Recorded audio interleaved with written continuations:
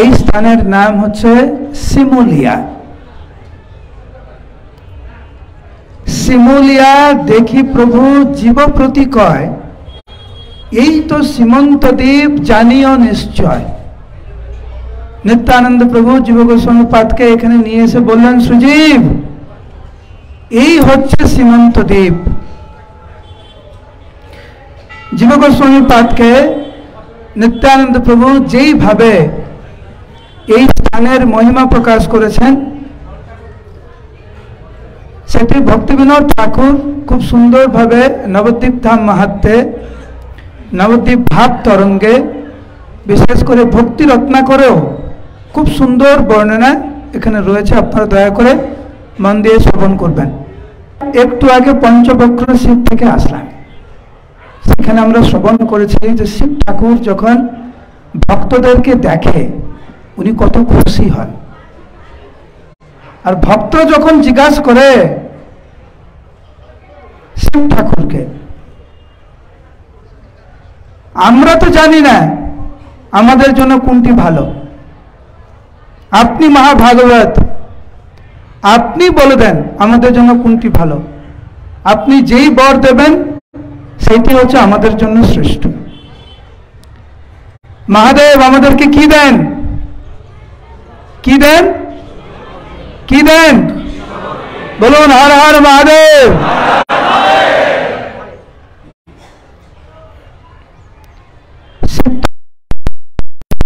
থাকেন শিবালয়ে থাকেন,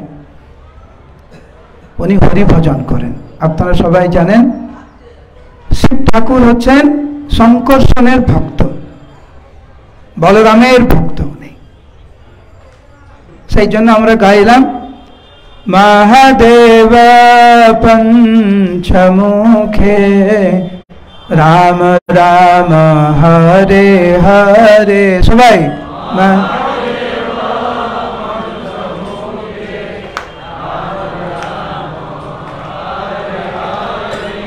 মহাদেব পঞ্চমুখে রাম রাম হরে হরে।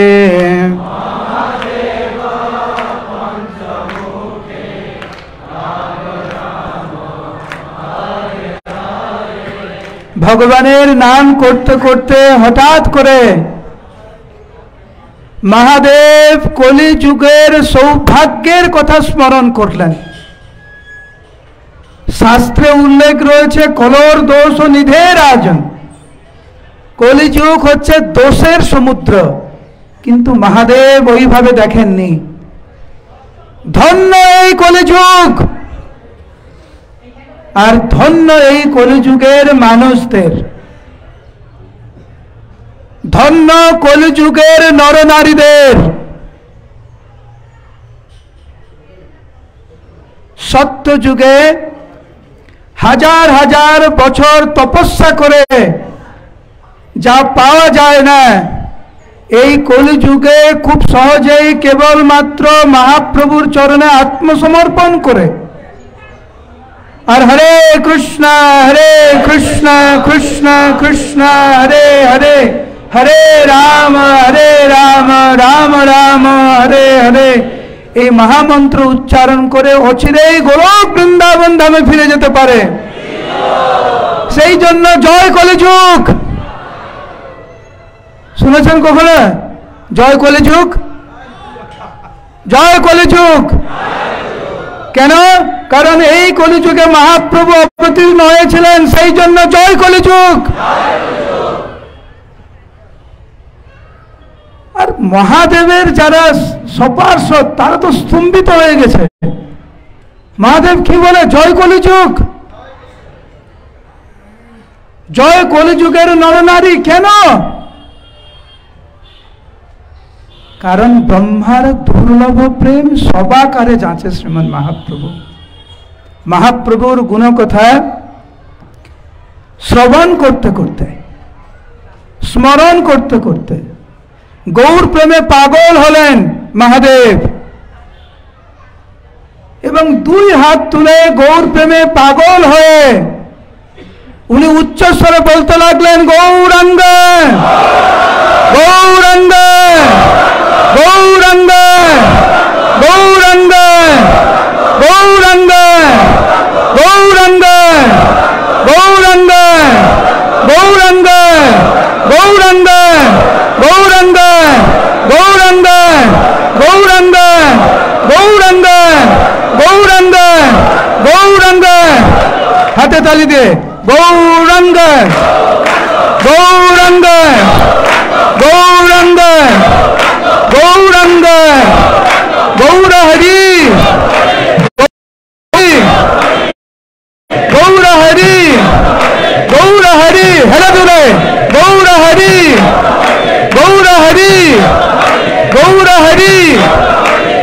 हरि।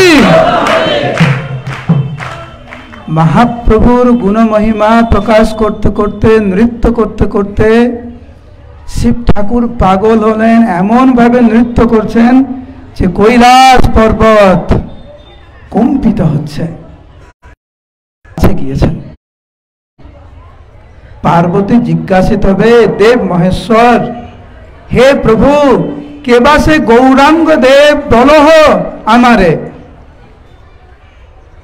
के गौरांग? तुम्हार अद्भुत नृत्य दर्शन करलाम, किन्तु हे प्रभु जखन आपनार श्रीमुख थेके गौरांगेर नाम मात्र श्रवण करेছি आमार हृदय पुरो गले गेছে। जार केवल नाम श्रवणे हृदय गले जाए ताके देखते केमन, तिनी के, तार प्रकृत परिचिति की अपनी दया करे बोलुन। और तखन श्रीमान महाप्रभुर गुण महिमा प्रकाश करार एक परम सौभाग्य अर्जन करे महादेव एक महाप्रभुर गुण महिमा प्रकाश करते लागलेन। किभाबे श्रीमान महाप्रभु श्रीमती किन्तु কৈলাস ছেড়ে আমি নবদ্বীপে মায়াপুরে আমি বসবাস করব।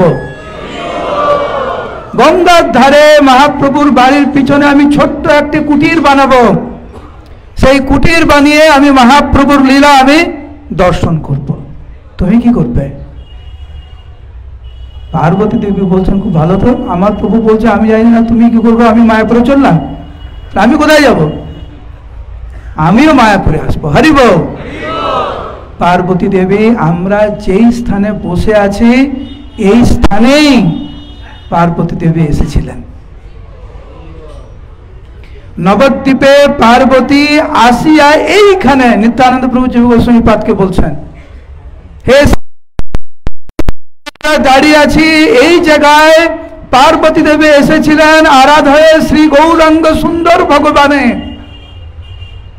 আর এইখানে এসে পার্বতী দেবী মহাপ্রভুকে ডেকেছিলেন, গৌরা গৌরা গৌরা গৌরা গৌরা গৌরা গৌরা হে। সবাই প্রেম দেন, করতাল হারমোনিয়াম বাজাও।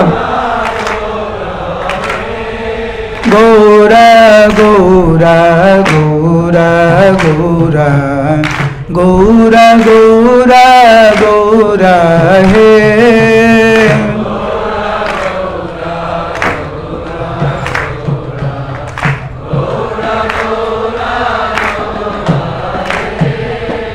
গৌরা গৌরা গৌরা গৌরা গৌরা গৌরা গৌরা হে। हरि बोल गौर हरि गौरंग।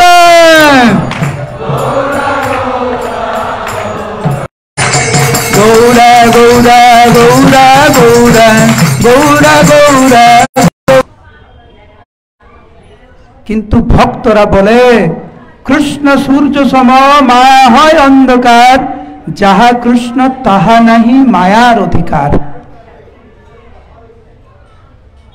भक्तरा तो आमाके देखे दूरे थाके, आमार धारे काछे आसते चाय ना। आमी आपनार कृपा थेके आमी वंचित।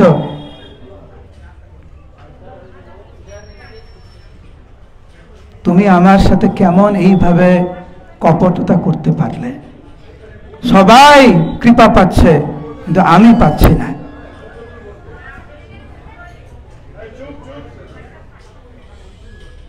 একজনই কথা বলে দেখো।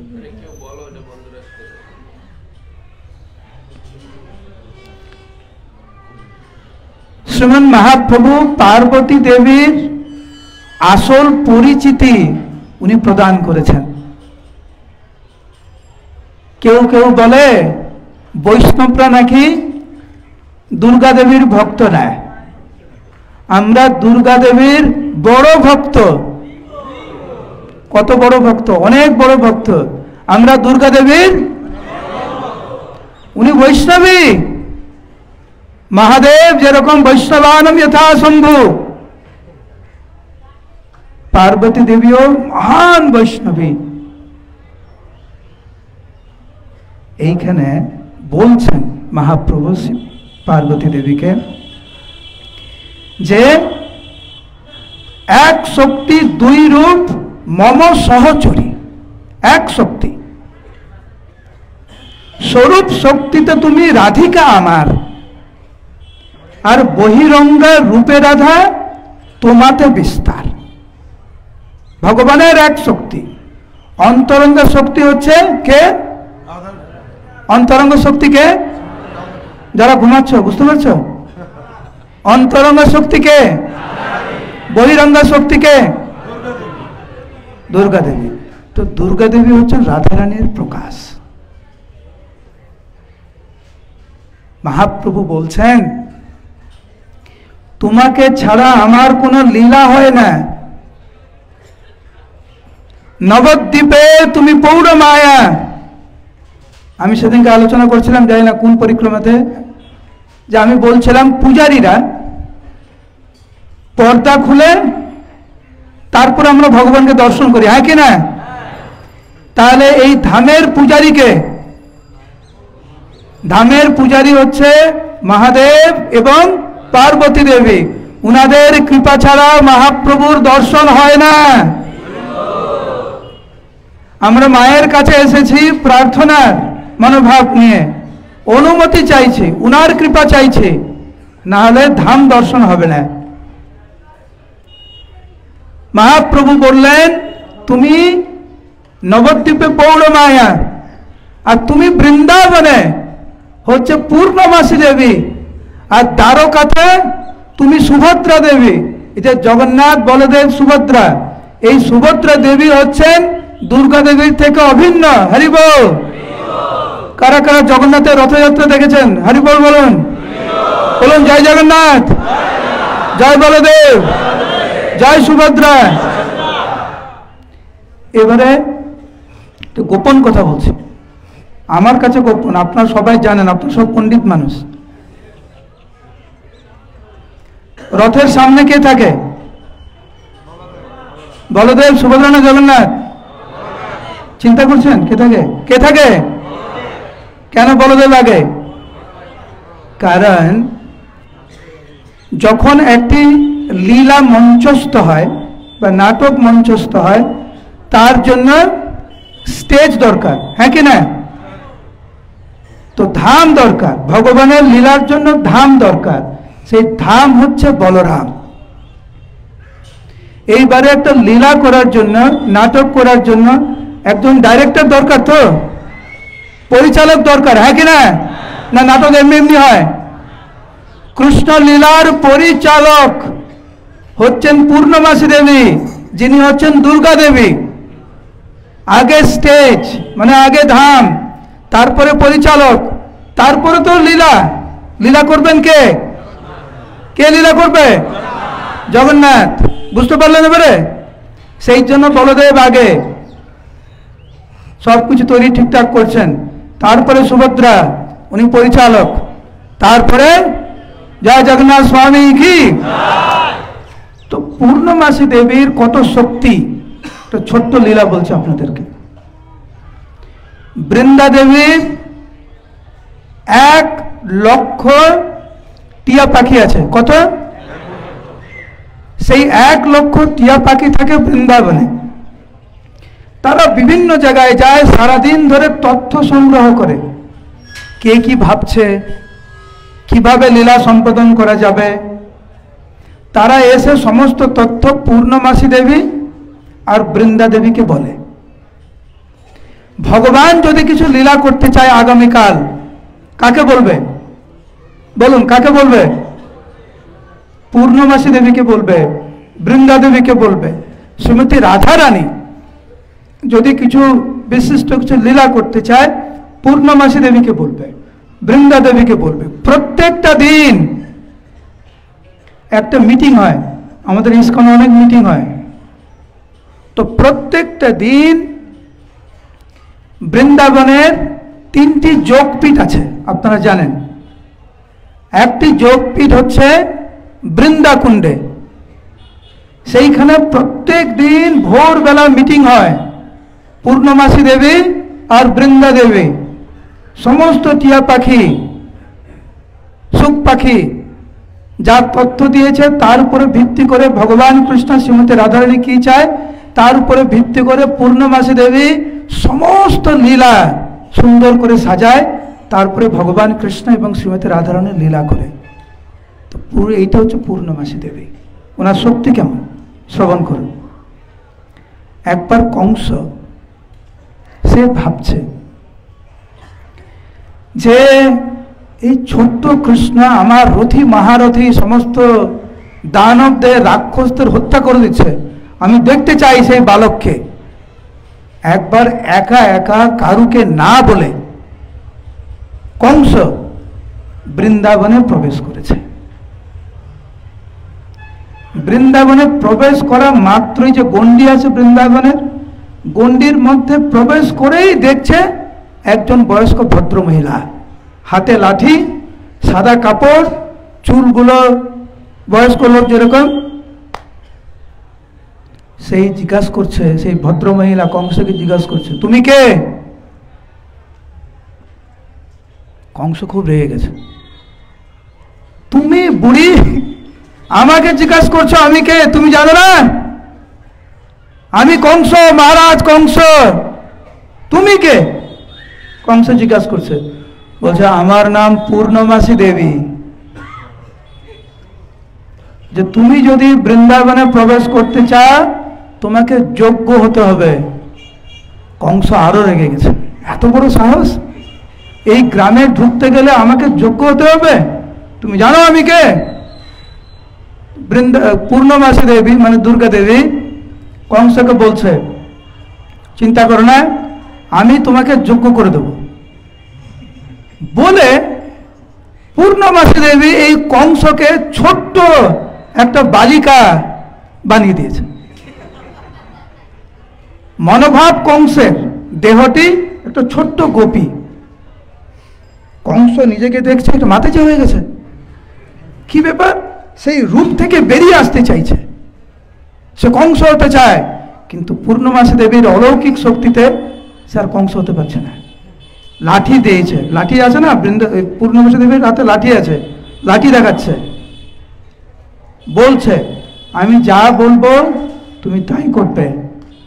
তুমি প্রকৃত রূপ পেয়েছ কিন্তু তোমার মনোভাবটা ঠিক নেই, কংসের মনোভাব, তোমার মনোভাব আমি ঠিক করব। শোনো, তিনটি পদক্ষেপ আছে তোমাকে করতে হবে, তারপরে তুমি বৃন্দাবনে থাকতে পারবে, প্রবেশ করতে পারবে। প্রথম সেবা কি?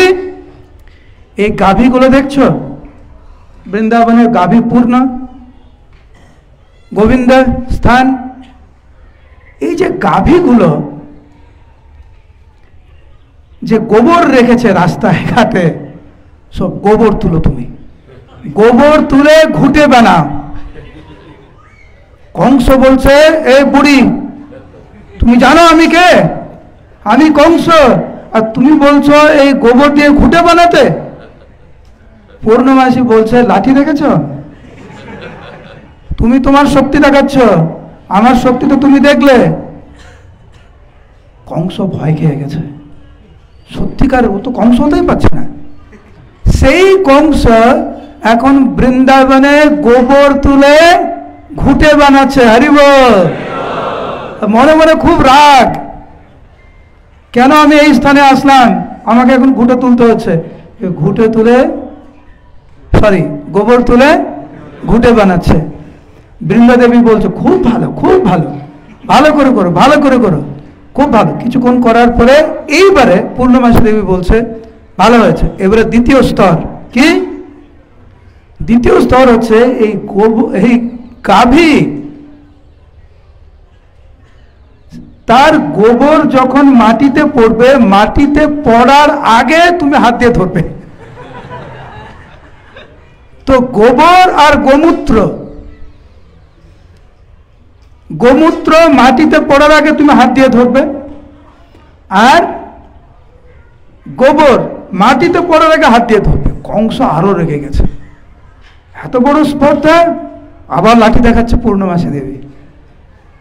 এইবারে চিন্তা করুন, কংস তো গ্রামে মানুষ হয়নি, সে শুধু এখন তাকিয়ে আছে কখন গরু সেই গোবর আর গোমূত্র ত্যাগ করবে। এরকম করে দৌড়াচ্ছে, এরকম করে দেখছে, হঠাৎ করে একটা গাভী গোবর ত্যাগ দৌড়ে গিয়ে ধরছে, সারা গায়ে লেগে যাচ্ছে। পূর্ণমাসী দেবী বলছে খুব ভালো, খুব ভালো, খুব ভালো। কিছুক্ষণ করার পরে পূর্ণমাসী দেবী বলছে এইবারে তৃতীয় স্তর। কংস ভাবছে প্রথম তো গোবর দিয়ে ঘুঁটো বানালো আমাকে, দ্বিতীয়ত এখন গোবর ধরতে হচ্ছে, গোমূত্র ধরতে হচ্ছে, আমি জানতেও চাই না তৃতীয়টা কি। সে বৃন্দাবনে যে গণ্ডি ছিল দৌড়ে পালিয়েছে ওইদিকে।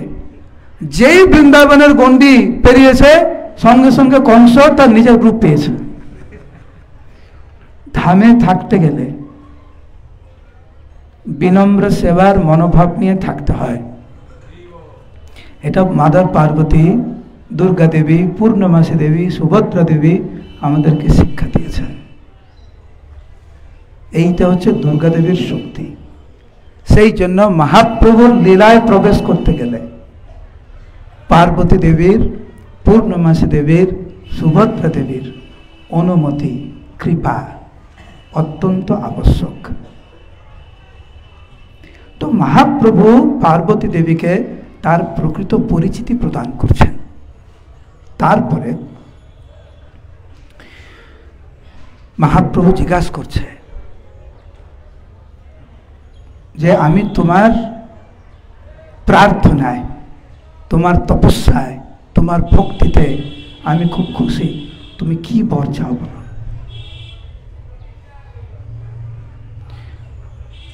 আমরা অবাক হয়ে যাই যে পার্বতী দেবী মহাপ্রভুর কাছে কি বর চেয়েছিলেন।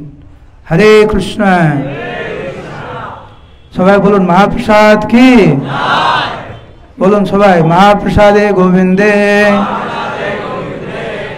আরেকবার মহাপ্রসাদে গোবিন্দে। এটা পুরো ইনজেকশনের মতো জাগিয়ে দেয় আমাদেরকে।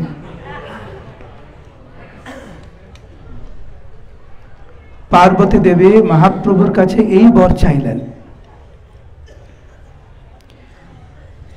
যে প্রভু ভক্তদের মহিমা জানার সৌভাগ্য যাতে আমি অর্জন করি, সেই বর আমি চাই। কারণ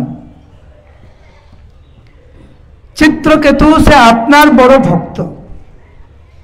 আপনারা সবাই ভাগবত থেকে জানেন চিত্রকেতু কত বড় ভক্ত ছিল, ভগবানকে দর্শন করেছিলেন সাক্ষাৎ চিত্রকেতু। সেই চিত্রকেতুকে আমি অভিশাপ দিয়েছিলাম তুমি বৃত্রাসুর হও। তার সেরকম দোষ ছিল না,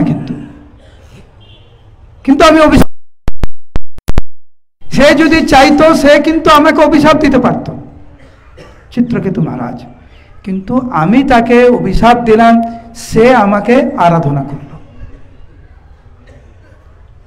সাধারণত অভিশাপ দেয়, যাকে অভিশাপ দেয় সে আবার অভিশাপ দেয়, ক্রোধান্বিত হয়। কিন্তু চিত্রকেতু মহারাজকে যখন পার্বতী দেবী অভিশাপ দিলেন, পার্বতী দেবী স্তুতি করেছিলেন, শ্রদ্ধা জানিয়েছিলেন, আরাধনা করেছিলেন, ভাগবতে বর্ণনা। সেই জন্য উনি বলছেন ভক্ত স্থানে অপরাধ করিনু প্রচুর, সাপ দিনু চিত্রকেতু হইল বৃত্রাসুর। তোমার ভক্তের গুণ কহনে না যায়, দোষ কইনু তবু স্তুতি করিল আমায়। আমি দোষ করলাম, আমি অভিশাপ দিলাম, সে আমার স্তুতি করল। সেই জন্য হে প্রভু আপনি আমাকে এই বর দেন যাতে আমি বৈষ্ণব অপরাধ না করতে পারি। তো এই স্থানে আমরা পার্বতী দেবীর কাছে সেই বর চাইব, মহাপ্রভুর কাছে সেই বর চাইব, সেই শক্তি যেন আমাদেরকে দেন যাতে আমরা বৈষ্ণব অপরাধ না করি। তারপরে পার্বতী দেবী বলছেন যে কলিযুগের প্রারম্ভে আপনি আবির্ভূত হবেন, এখানে প্রেম লীলা আপনি করবেন, সেই লীলা যাতে আমি দর্শন করতে পারি। মহাপ্রভু বললেন তথাস্তু। মহাপ্রভুর চরণ ধুলি নিয়ে পার্বতী দেবী এই স্মৃতিতে উনি রেখেছিলেন। সেই জন্য এই স্থানের নাম শিমুলিয়া থেকে হয়ে গেল সীমন্ত দ্বীপ, সেই জন্য উনি হচ্ছেন সীমন্তিনী। মহাপ্রভুর চরণ ধুলি এই স্থানে রয়েছে। যাওয়ার আগে এই স্থানকে প্রণাম করে যাবেন। যেই ধুলিটা কপালে থাকবে ওই ধুলিটা ঝাড়বেন না।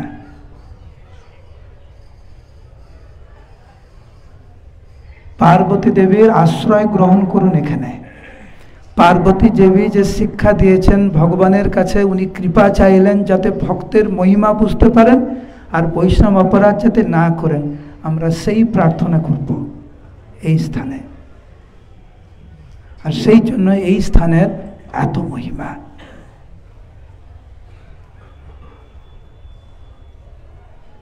সীমন্ত দ্বীপ অনেক বড় দ্বীপ,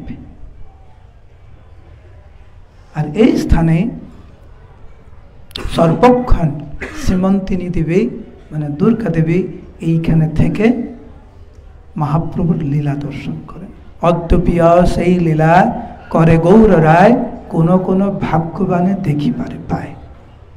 তার মধ্যে অন্যতম ভাগ্যবতী হচ্ছেন দুর্গা দেবী, উনি এখানে আছেন। আপনারা যে এসেছেন, আমরা ওখানে কি বললাম পঞ্চবক্র শিবের ওখানে, যে আজকের মহাদেব খুব খুশি যে আজকের ইস্কনের ভক্তরা এই প্রভুপাদ গ্রুপ বি এখানে এসেছেন। মহাদেব খুব খুশি। আপনারা এখানে এসেছেন, পার্বতী দেবী মাতা দুর্গা দেবী খুব খুশি আপনাদেরকে দেখে। আর উনি বাস্তবে রূপদান করে দেখিয়েছেন মহাপ্রভুর কাছে কি বর্ত চাইতে হয়, সেই বরই আমরা চাইব। মায়ের কাছে প্রার্থনা করব, মহাদেবের কাছে প্রার্থনা করব, ধামের কাছে প্রার্থনা করব, প্রভুপাদের কাছে প্রার্থনা করব, সমস্ত বৈষ্ণবদের কাছে প্রার্থনা করব যাতে আমরা বৈষ্ণব অপরাধ থেকে দূরে থাকি, কারণ ওইটি হচ্ছে প্রধান বাধা আমাদের ভক্তি জীবনে এগোনোর জন্য। এইখানে গৌরাঙ্গ গৌরাঙ্গ বলে ক্রন্দন করেছিলেন পার্বতী দেবী, শিখিয়েছিলেন আমাদেরকে কিভাবে মহাপ্রভুকে ডাকতে হয়, কিভাবে মহাপ্রভুর আরাধনা করতে হয়। হরে কৃষ্ণ কৃষ্ণ কৃষ্ণ হরে হরে, হরে রাম রাম রাম হরে হরে। পার্বতী দেবী কি, সীমন্তিনী মাতা কি, সীমন্ত দ্বীপ কি, ইস্কন প্রতিষ্ঠাতা আচার্য শিল প্রভুপাদ কি, ইস্কন গুরুবৃন্দ কি, সবাই উচ্চস্বরে সমবেত গৌর ভক্তবৃন্দ কি, সমবেত গৌর ভক্তবৃন্দ কি, সমবেত গৌর ভক্তবৃন্দ কি, সমবেত গৌর ভক্তবৃন্দ কি, সমবেত গৌর ভক্তবৃন্দ কি, নিতাই গৌর প্রেমানন্দে। তো আমি একটা শেষ কথা বলে শেষ করছি। আমি লক্ষ্মী গোবিন্দ প্রভুর কাছে আমি কৃতজ্ঞতা প্রকাশ করছি। উনি আমাকে এই আপনাদের পরিক্রমায় অনেকবার আসার সুযোগ দিয়েছেন। এই বছর এই পরিক্রমায় আর আমি আসবো না, আজকে থেকে অন্যান্য পরিক্রমায় যাব, কিন্তু আপনাদেরকে আমি তিন দিন প্রভু আমাকে সুযোগ দিয়েছেন এখানে আসার জন্য। অন্যান্য পরিক্রমায় একদিন করে যাই, এখানে আপনাদের এখানে 3 দিন আসলাম। তো আপনারা অনেক কৃপাময়। আর লক্ষ্মী গোবিন্দ প্রভু লক্ষ্মী গোবিন্দ প্রভু কৃপা করে আমাকে সেই সুযোগ দিয়েছেন। ওনাকে এবং আপনাদেরকে অনেক কৃতজ্ঞতা, আর আমাকে সহ্য করার জন্য অনেক ধন্যবাদ জানাচ্ছি। আর যাদের যাদের ঘুমের ডিস্টার্ব করেছি তাদের কাছে আমি ক্ষমা চাইছি। আমি দেখেছি অন্যান্যরা যখন বলে কে ঘুমাচ্ছে, কে শুনছে না শুনছে, ওনারা কিছু বলে না, ওনারা অনেক উদার। না, আমি এতটা উদার না। এই ক্লাসের সময় ঘুমানো আমি একটু জাগিয়ে দিই, ক্ষমা, হ্যাঁ কিছু মনে করবেন না। বাঞ্ছা কল্পতরুভ্যশ্চ কৃপা সিন্ধুভ্যেব চ পতিতানাং পাবনেভ্যো বৈষ্ণবেভ্যো নমো নমঃ।